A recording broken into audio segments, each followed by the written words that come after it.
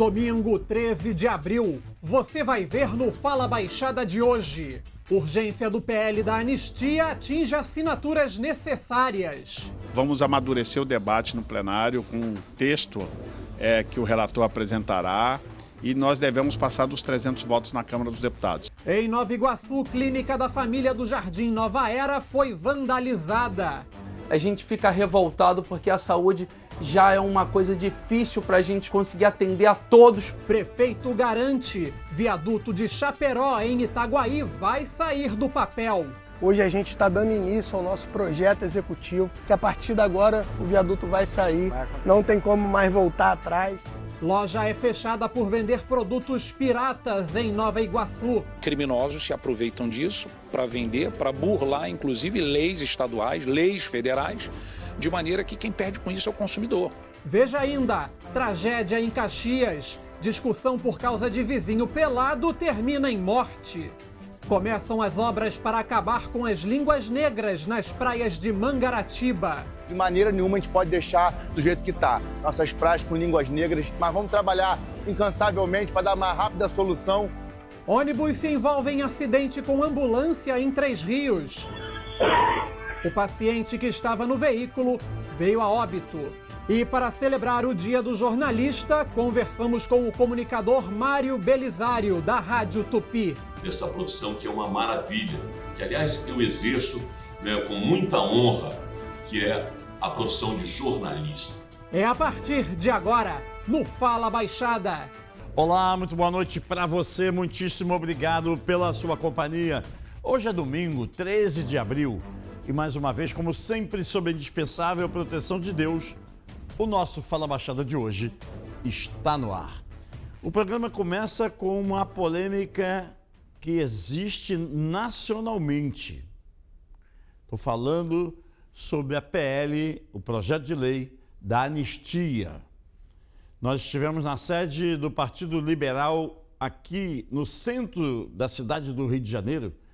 Conversamos com o deputado federal Sóstenes Cavalcante. O líder do Partido Liberal na Câmara Federal, Sóstenes Cavalcante, convocou uma coletiva de imprensa na sede do PL, no centro do Rio de Janeiro, para esclarecer que o partido conseguiu 263 assinaturas para o requerimento de urgência do projeto de lei que anistia os condenados pelos atos de 8 de janeiro de 2023. São necessárias 257 assinaturas para a abertura do requerimento. Nós temos muitos votos favoráveis, muito além da maioria simples, que são os 257 necessários.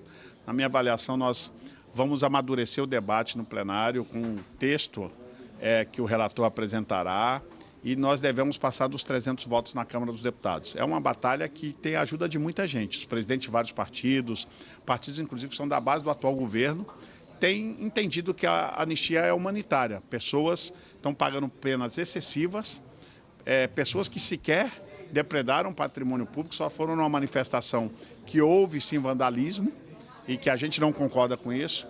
E a gente precisa modular. O STF está julgando sem o devido equilíbrio da justiça e sim fazendo vingança e perseguição política, e a gente precisa modular este assunto. Os poderes são independentes e harmônicos entre si. Eles não são poderes independentes e interferentes um ao outro. E é o que está acontecendo. O Poder Executivo ligando, pressionando o parlamentar, com ameaças, com insinuações para que retirem assinaturas depois de terem colocado a assinatura. Isso demonstra que o atual governo não respeita o parlamento, porque se o respeitasse, ele respeitaria a consciência individual de cada parlamentar. Esse tipo de comportamento, para mim, é uma chantagem política do Executivo que deveria jamais se permitir a dar este tipo de comportamento social político. Tem nossa total reprovação o Executivo por fazerem essas chantagens com os parlamentares e, lamentavelmente, a gente está vivendo essa realidade. A gente precisa enfrentar e entender que a democracia não se permite nenhum tipo de chantagem de um poder ao outro. O Supremo Tribunal Federal erra muito ao não individualizar as penas, a não individualizar os processos. Tratou os acusados do 8 de janeiro em bando e não como indivíduos, e está punindo com penas que toda a sociedade está se revoltando, porque é inadmissível você ver o mesmo Supremo Tribunal Federal soltando traficantes, corruptos, soltando estupradores e condenando a penas ainda maiores pessoas que foram participar de uma manifestação que houve vandalismo. Isso não é justo e é por isso que a gente tem conseguido manifestações com milhares de pessoas nas ruas, mostrando sua indignação, quando a justiça não existe e reina a injustiça por ela feita, acaba-se virando clamor social, e é o que o Congresso está fazendo. O poder de uma nação emana do povo, e neste caso a Casa do Povo é a Câmara dos Deputados, e também referendado pelo Senado Federal, que vai ter que corrigir essa injustiça, e é por isso, como já houve outro momento na história do Brasil, a gente precisa votar anistia para praticar justiça a essas pessoas. O fundamental é que o presidente da Câmara dos Deputados, deputado Hugo Mota, bote para votar. Aceite, porque um projeto que já está beirando, segundo o deputado Sóstenes Cavalcante, mais de 300 deputados assinarão. Está perto de ter 300, já atingiu o número necessário. É botar para votar. O vencedor, claro, olha só, gente, um projeto, quando ele é apresentado da maneira em que os autores imaginam. Lá no meio da discussão, discute aqui, discute ali, ele recebe diversas emendas que também são aprovadas pelo plenário, pela maioria do plenário. Modificadoras, acrescentadoras. O importante é colocar para votar. E aí precisa ter um presidente compromissado com a sociedade brasileira. É isso que, na minha opinião, é isso que a população espera que aconteça. O deputado pode votar a favor, pode votar contra, mas precisa votar. Esse negócio de ficar engavetando projeto, que não é momento, que não é isso. Se tem a maioria das assinaturas, se tem as assinaturas previstas no regimento interno da Câmara Federal, com que motivação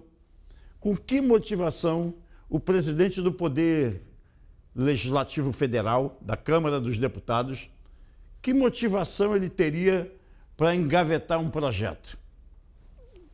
Só ele que deve explicar isso, né? E aí que não explica? Não,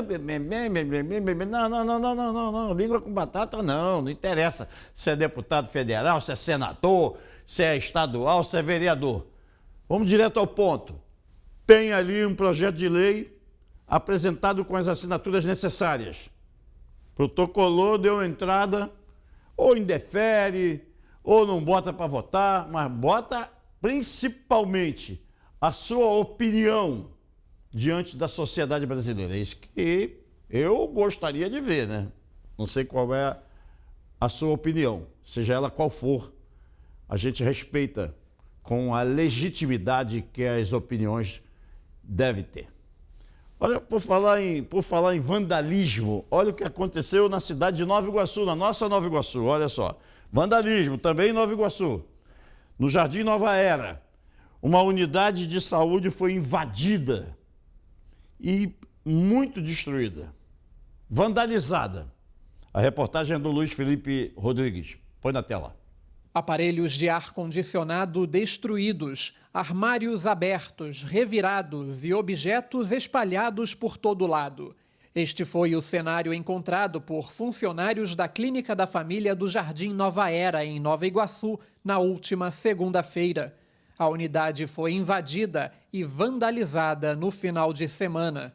Um vídeo divulgado nas redes sociais mostra o prefeito, Dudu Reina, visitando a clínica e avaliando os estragos. A gente fica muito triste, porque é um patrimônio público para a gente atender a nossa população. E quando a gente vê que algumas pessoas agem dessa maneira, a gente fica revoltado, porque a saúde já é uma coisa difícil para a gente conseguir atender a todos como é o necessário, e ainda acontece esse tipo de coisa, a gente fica muito triste. O caso foi registrado na 56ª DP de Comendador Soares. A perícia foi realizada no local e as investigações estão em andamento.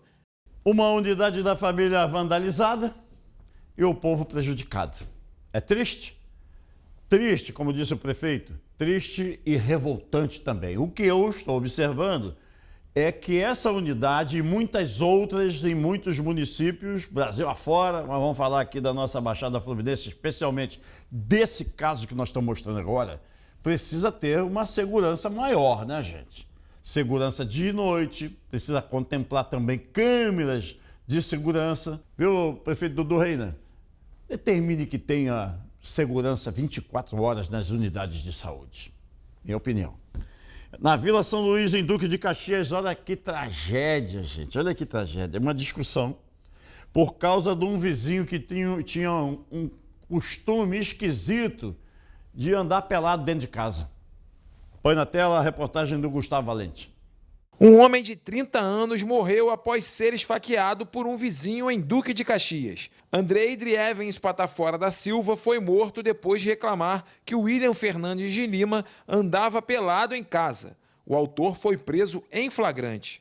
De acordo com relatos, a vítima já havia reclamado anteriormente sobre o fato de William andar nu pela residência. Andrei teria conversado em outras oportunidades com o vizinho para evitar a situação, citando que tem 2 crianças em casa e que dava para ver tudo. Porém, nada mudou. Após uma discussão sobre o tema, William esfaqueou Andrei na região do tórax e fugiu logo em seguida. Agentes do 15º Batalhão, de Duque de Caxias, prenderam o autor no estacionamento de um supermercado no bairro Vila São Luís. Ele foi encaminhado para a Delegacia de Homicídios na Baixada Fluminense e autuado em flagrante pelo homicídio. Andrei deixa 2 filhos e esposa.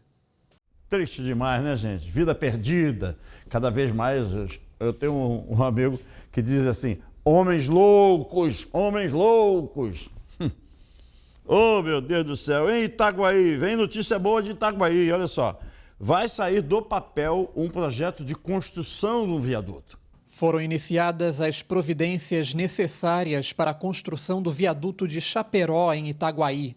Inicialmente previsto para 2028, a Prefeitura garante que a obra vai sair do papel bem antes, graças às articulações entre a administração municipal, o governo federal e a MRS, empresa ferroviária que opera na cidade. Hoje a gente está dando início ao nosso projeto executivo, a gente está com as sondagens aqui, foi feita a topografia, agora a sondagem de solo para a realização do projeto e dar início à fase aí contratual de uma nova empresa e também das desapropriações pelo governo federal que tem que ser feito aqui. Era um erro muito grande falar que essa obra era da Prefeitura de Itaguaí, essa obra sempre foi junto à MRS com o governo federal, que aqui a concessão é da MRS, mas infelizmente não havia um trabalho de parceria para que fosse feito. Além de evitar acidentes na linha férrea, o viaduto vai acabar com um antigo transtorno para os motoristas, que precisam aguardar a passagem dos trens por alguns minutos e, enfim, dar continuidade a seu trajeto. Ainda não há data prevista para o início das obras e entrega do viaduto de Chaperó,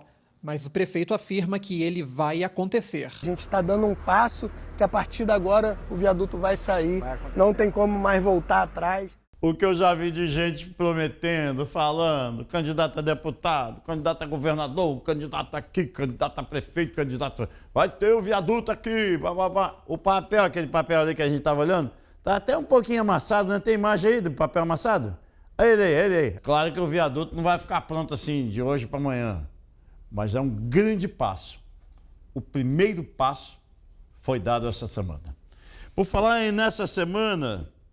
É de fundamental importância que isso aconteça. O caso do viaduto. Essa frase é de um amigaço do peito da gente aqui, de todos nós, de todos que conhecem essa figura espetacular chamada Mário Belisário. Por que ele está aqui no Fala Baixada? Porque esta semana foi uma semana de comemoração pelo Dia do Jornalista. E em nome dos jornalistas, quem vai conversar com a gente é o nosso querido Mário Belisário da Mega Super Rádio Tupi. Põe na tela. Nesta semana comemoramos o Dia do Jornalista, profissional indispensável numa sociedade. É a pessoa que esclarece os fatos e leva ao seu conhecimento o que acontece no mundo. Para celebrar a data, conversamos com o jornalista e comunicador da Rádio Tupi, Mário Belisário. Alô, meus amigos do Fala Baixada, com que prazer e alegria que eu venho falar dessa profissão que é uma maravilha, que aliás eu exerço, né, com muita honra, que é a profissão de jornalista. Nós temos rádio, nós temos televisão, né, nós temos jornais. Hoje aconteceu uma revolução, meu amigo, é através aqui do smartphone, uma revolução em que a gente pode estar em qualquer parte do mundo, que a gente ouve rádio, a gente vê televisão, a gente lê a notícia, ouve a notícia, enfim, a gente está muito bem informado. Isso aqui veio para democratizar, mas também tem o que tem de bom, tem de ruim também. O que a gente chama de fake news, o que a gente chama de notícia ruim.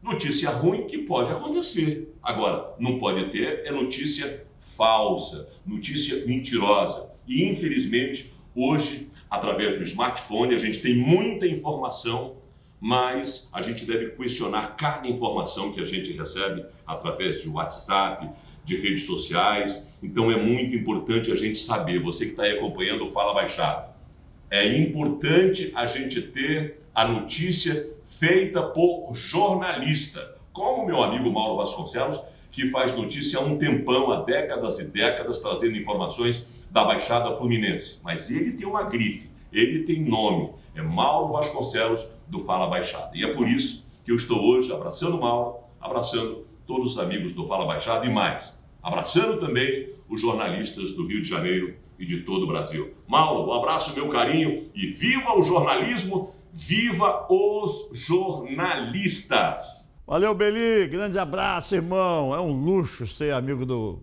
nosso Mário Belisário, né, gente? Ele que é uma grife, a verdadeira grife se chama Mário Belisário. Grande abraço a todos os jornalistas, nossos companheiros do Brasil, do mundo inteiro. Grande abraço, Belisário. Valeu muito. Daqui a pouco, depois do nosso intervalo, muitas reportagens ainda. Não há nada mais precioso do que a nossa saúde e a saúde da nossa família, pois sem ela fica impossível correr atrás dos nossos sonhos. Tornar isso nossa prioridade é facilitar a conquista dos nossos objetivos.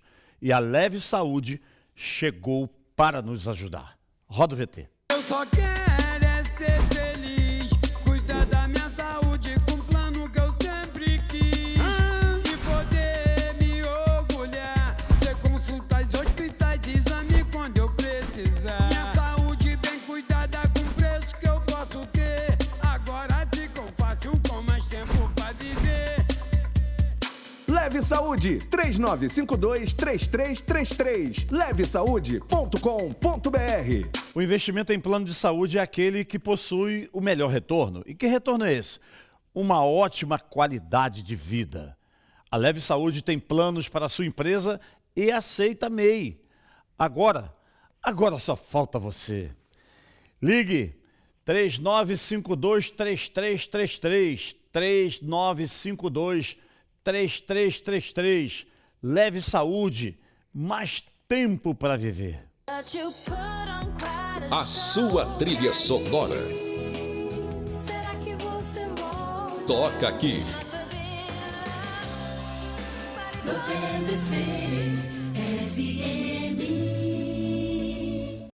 De volta com o nosso Fala Baixada, de volta agradecendo muitíssimo o prestígio frequente da companhia de todos vocês. Muitíssimo obrigado, viu, gente? O secretário de Estado de Defesa do Consumidor, Gutenberg Fonseca, vem comandando várias ações visando a defesa de todos nós. Numa ação na rodovia Presidente Dutra, uma loja foi interditada pela Defesa do Consumidor. O que eles faziam? Vendia material falsificado. Acompanhe a reportagem. A Secretaria de Estado de Defesa do Consumidor e o PROCON RJ estiveram em Nova Iguaçu e fecharam uma loja após a constatação de que o estabelecimento vendia produtos piratas. A Operação Consumidor Seguro foi realizada junto à Delegacia do Consumidor, a Polícia Militar e a Receita Federal. O alvo da ação foi a loja Nova Iguaçu Outlet, no shopping Cidade da Moda, às margens da rodovia Presidente Dutra. centenas de roupas e calçados falsificados foram apreendidos. O produto ele é feito um laudo, né? Ele é periciado, né? E a perícia constatou que o produto não é original. Então ele é oriundo de uma montagem clandestina, né? Que criminosos se aproveitam disso para vender, para burlar inclusive leis estaduais, leis federais, de maneira que quem perde com isso é o consumidor. A operação também esteve em 2 restaurantes de Ipanema, onde apreendeu garrafas de vinho importadas de forma irregular e também uísque falso. É gozado, né? Quando o restaurante é em Ipanema, o nome não aparece. Agora, quando é na Baixada Fluminense, mostra logo o nome, que é no shopping da cidade, Cidade da Moda. Não, tem que mostrar também quando for em Ipanema, no Leblon, na Zona Sul, em qualquer lugar. Isso a gente tem convicção que na gestão do atual secretário de Estado de Defesa do Consumidor, ele não esconde nada. Ele foi o cara que interditou lá o Cristo Redentor, não o Cristo Redentor, né? O acesso ao Cristo Redentor. Ele tem estado em todos os lugares onde, apurando as denúncias que são encaminhadas à Secretaria de Estado de Defesa do Consumidor, o secretário Gutenberg Fonseca tem acompanhado para e passo todas as denúncias. Ele, pessoalmente, estou falando porque eu conheço. O que você vai ver agora numa reportagem do Luiz Felipe Rodrigues mostra o que aconteceu na cidade de Três Rios.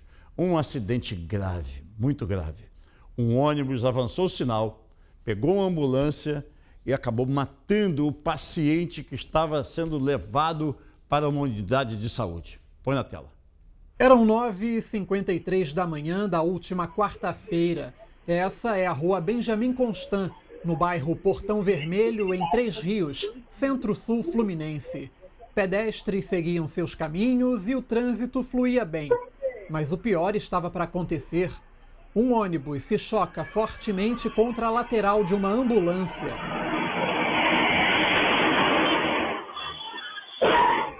Veja agora por outro ângulo. O impacto da colisão foi tão forte que derrubou o semáforo. Olha, ainda tinha paciente lá dentro. De acordo com a polícia militar, havia um paciente na ambulância. O homem de 55 anos chegou a ser encaminhado para o Hospital de Clínicas Nossa Senhora da Conceição, mas morreu na unidade de saúde. O acidente deixou outras 3 pessoas feridas. Uma mulher que acompanhava o paciente sofreu fraturas na costela e uma lesão na cabeça. Ela segue em acompanhamento médico. Uma menina de 10 anos e o motorista do ônibus receberam atendimento e foram liberados. Analisando novamente as imagens, vemos que o motorista do ônibus ignora o semáforo e ultrapassa o sinal vermelho. A ambulância envolvida no acidente pertence ao município de Comendador Levi Gasparian. A prefeitura, por meio de nota, lamentou a fatalidade e disse estar prestando apoio aos familiares. Informou também que não houve imprudência por parte do condutor da ambulância. O caso está sendo investigado pela Delegacia de Três Rios. Caraca, que porrada, hein, gente? Falta de respeito, né? Antigamente, não, eu sou já um velhinho, eu sou da época que as empresas de ônibus treinavam os seus profissionais. Agora, chegou ali, sabe dirigir? Sei, então pega aquele ônibus ali e vai. Não pode ser desse jeito, né? Alô, Detro, tem que apertar, tem que fiscalizar.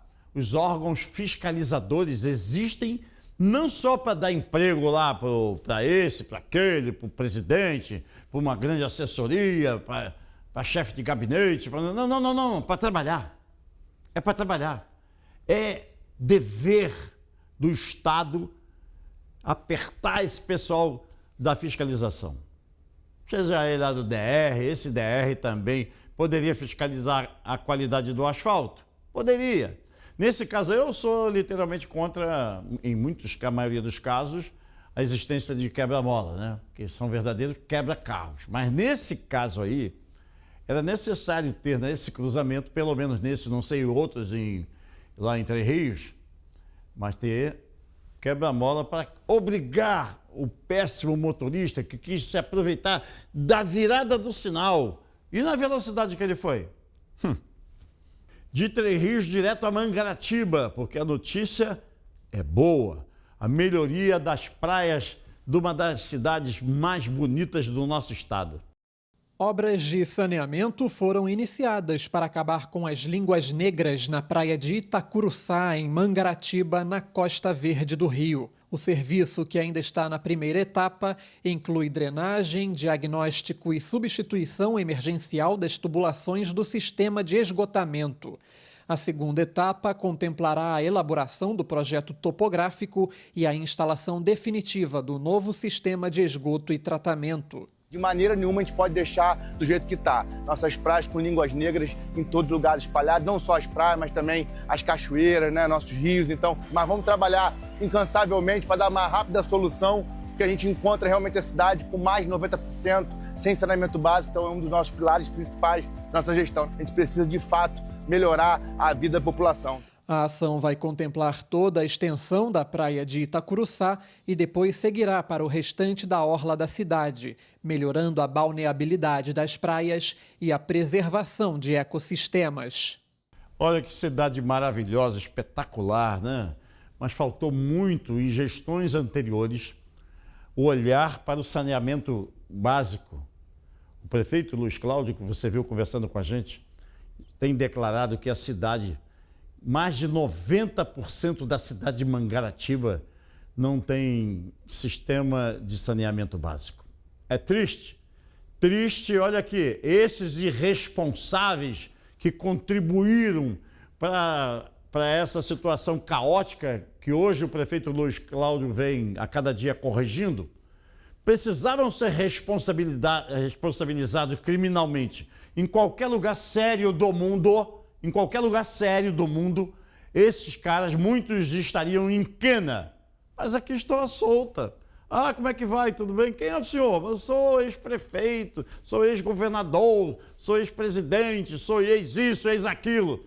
E o povo só se ferrando. Felizmente, a população de Mangaratiba escolheu um prefeito que trabalha, né, gente? É o caso do prefeito Luiz Cláudio.